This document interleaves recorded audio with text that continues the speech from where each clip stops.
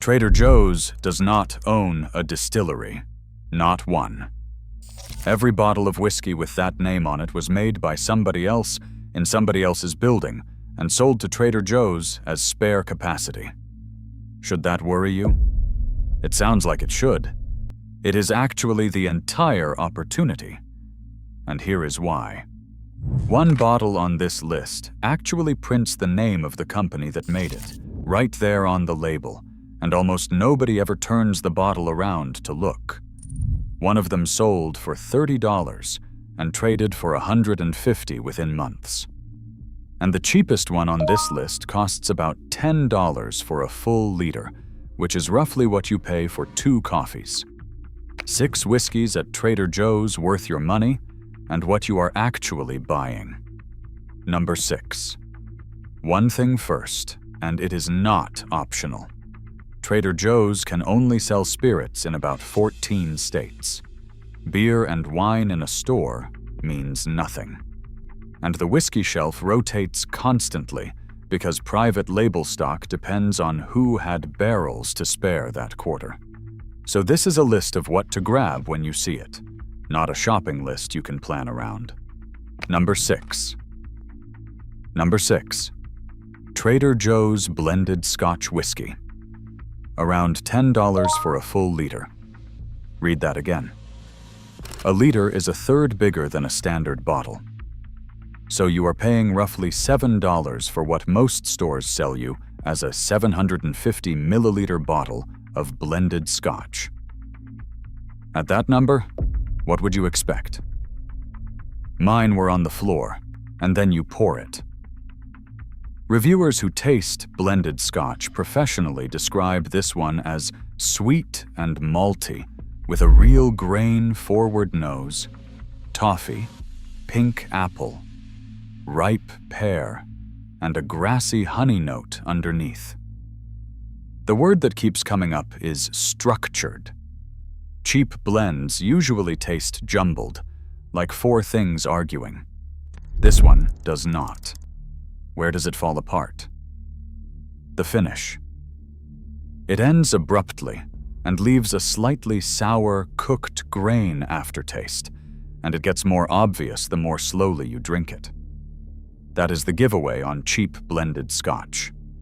The front is built to impress, and the back is where the young grain whiskey shows up. So do not sip this. That is not a criticism, it is a use case. This is a highball bottle. Scotch, soda water, a lemon peel, plenty of ice.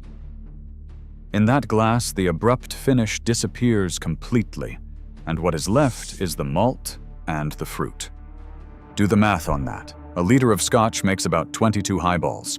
You are drinking for under 50 cents a glass.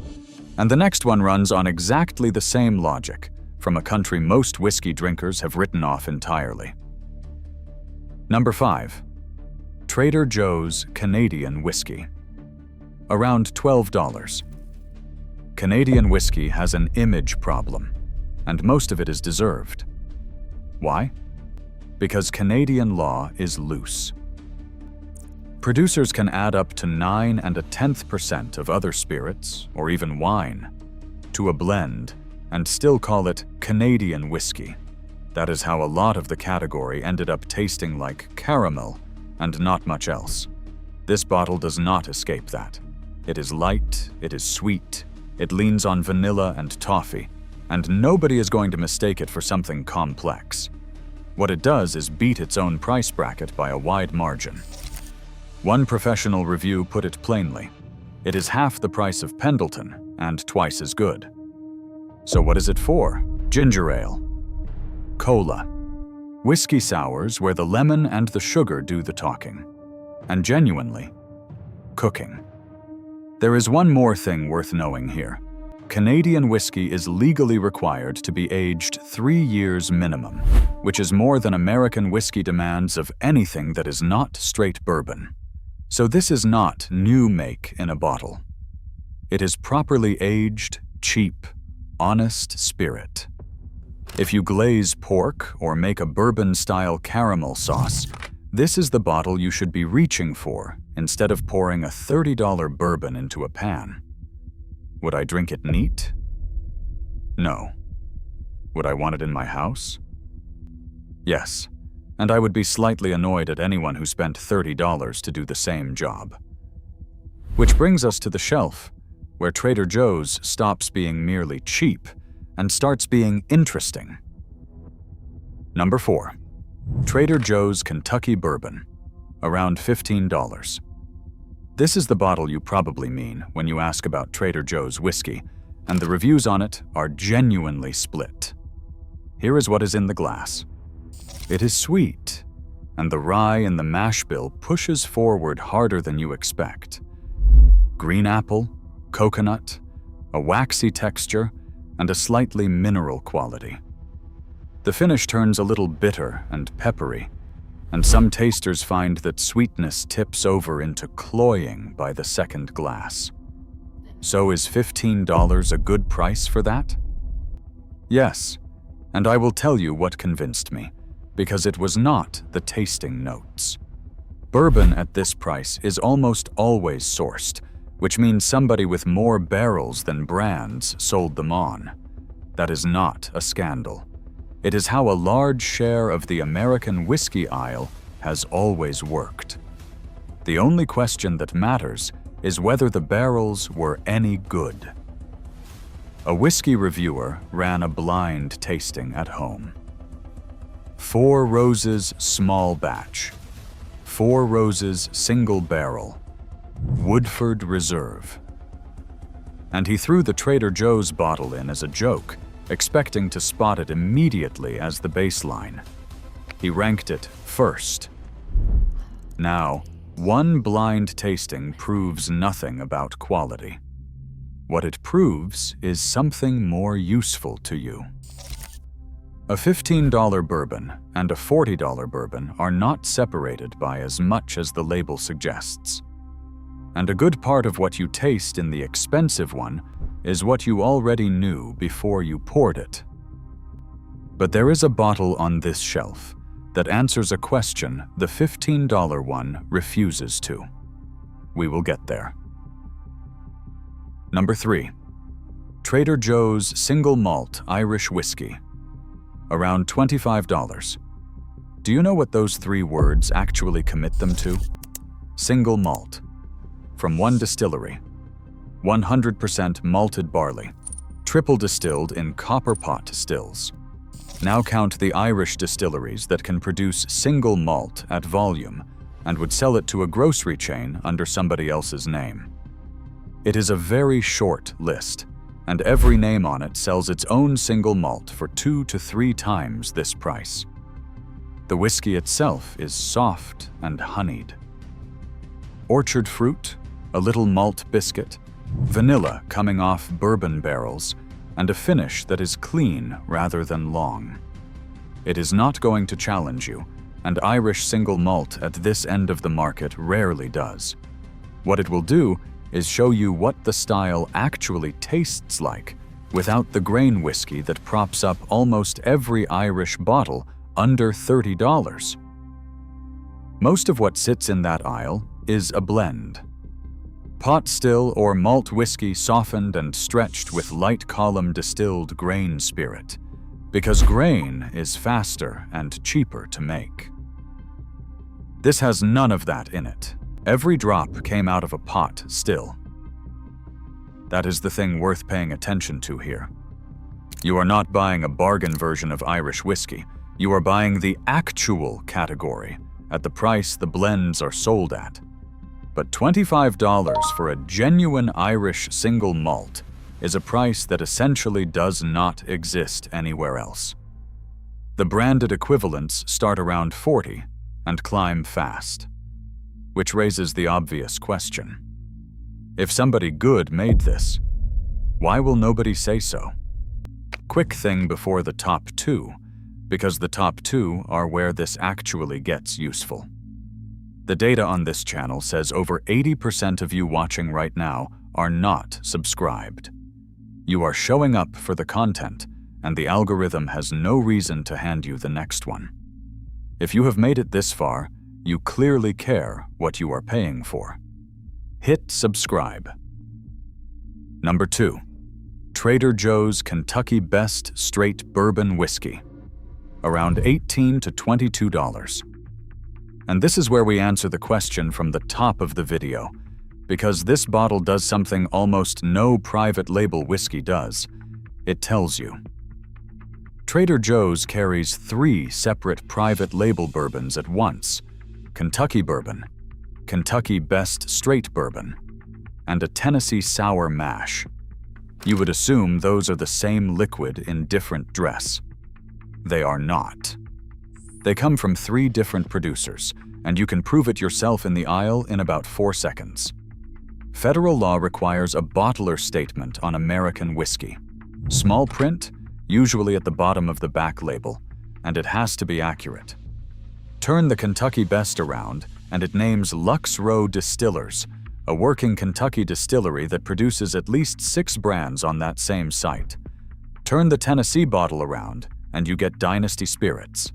They are based in Texas, which tells you it is a bottler working with a Tennessee distiller, not the distiller itself. Trader Joe's is not hiding this from you. It is printed. Almost nobody looks. And here is the part that explains everything else. A former Trader Joe's employee told Eater that suppliers are contractually barred from disclosing that they work with Trader Joe's, and Trader Joe's will not name them either. The reason is simple. A distillery selling you a $20 bottle under a grocery label is competing directly with its own $40 bottle 3 feet away on the same shelf. So you are not buying a mystery. You are buying a real distillery's spare capacity, wearing a costume that both sides are legally required to keep on. Number 1 is not a bottle. It is a habit, and it is the only thing on this list that will genuinely make you money. Every so often, Trader Joe's releases a limited run bourbon that has nothing in common with the everyday shelf. The one people still talk about carried a barrel entry proof of 125. That is the strength the spirit went into the wood at, and a higher entry proof pulls more sugar and oak out of the barrel. It came in a squat, heavy bottle. The distillate was widely reported as coming from Sazerac, and a large part of the whiskey internet was convinced it was Buffalo Trace. It sold for $30. Within months, it was trading on the secondary market for around $150. Was it $150 whiskey? No, almost nothing is. But it was comfortably a $60 or $70 whiskey sold at $30, and that gap is the whole reason this video exists. Trader Joe's has done this repeatedly.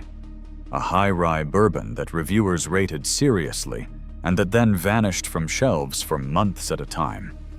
A sherry cask finished bourbon at around $50. A single malt scotch finished in sherry casks that Scotch drinkers agreed was remarkable for the money. Did any of them get announced? No.